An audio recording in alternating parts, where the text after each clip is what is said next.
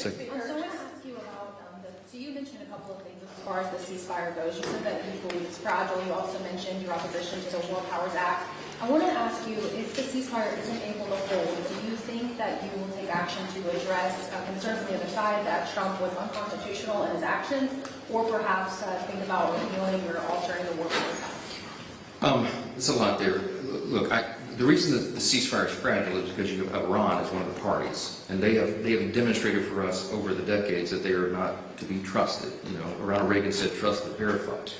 We're now in a posture where we verify and then trust. Okay, and that's where we are. They have not been truthful over the years. They have not been reliable for their word, and they have in so many ways they've been a very irrational actor on the world stage. So it's fragile just because of the parties involved. But what I would say about our role here in the Congress is that there were a couple of resolutions floated.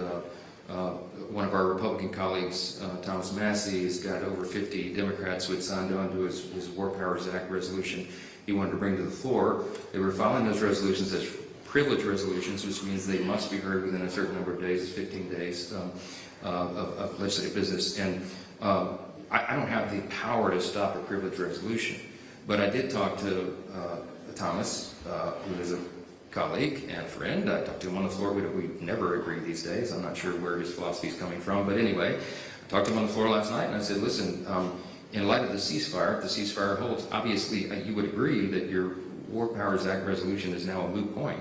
And he said, yeah, it probably is. So we may not have to act upon that. I hope we don't, because I think it would be a terrible look, and it will not pass the House.